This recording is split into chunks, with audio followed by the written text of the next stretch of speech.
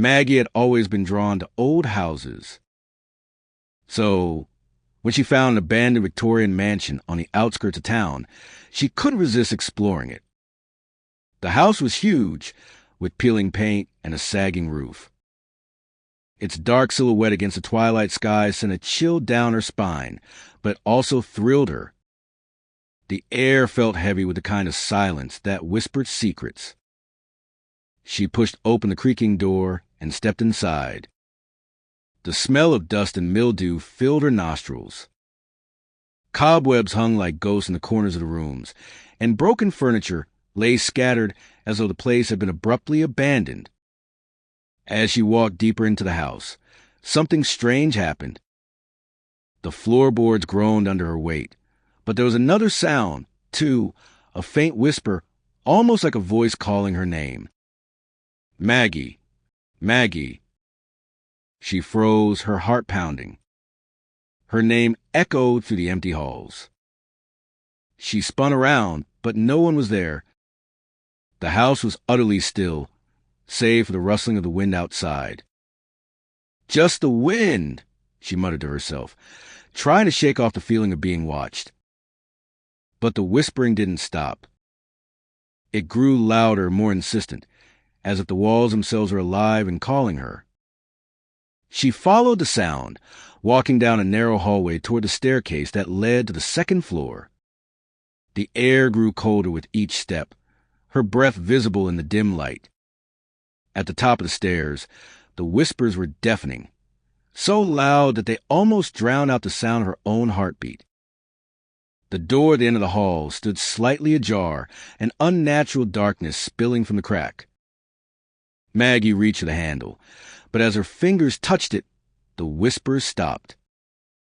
A deep, unnerving silence fell over the house, thick and suffocating. Without thinking, she pushed the door open. Inside, the room was covered in a thick layer of dust, but there was something more, something alive. The walls were covered with markings, scratches, and symbols that seemed to ride in the shadows.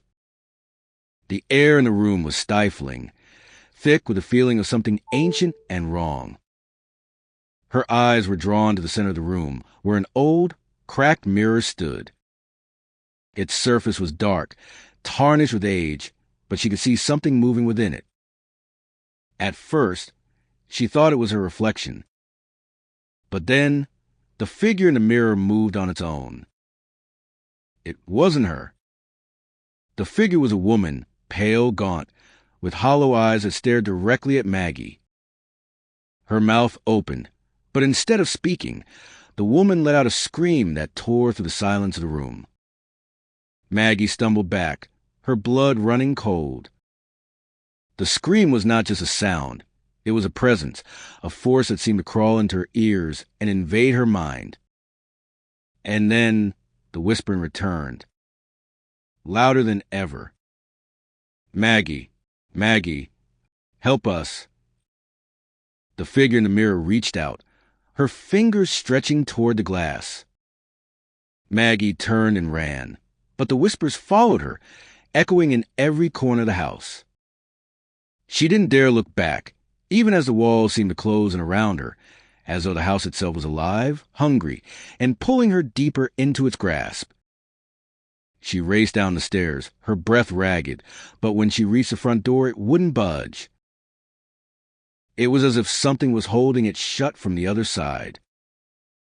In that moment, Maggie realized the truth. The house had never been abandoned.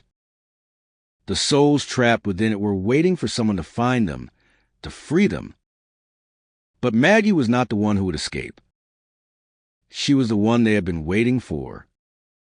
The whispers filled her ears, the house shaking as if it was breathing, alive with an insatiable hunger. The last thing Maggie heard before the darkness consumed her was a voice in her ear, soft and cold as the grave. Maggie, now you're one of us.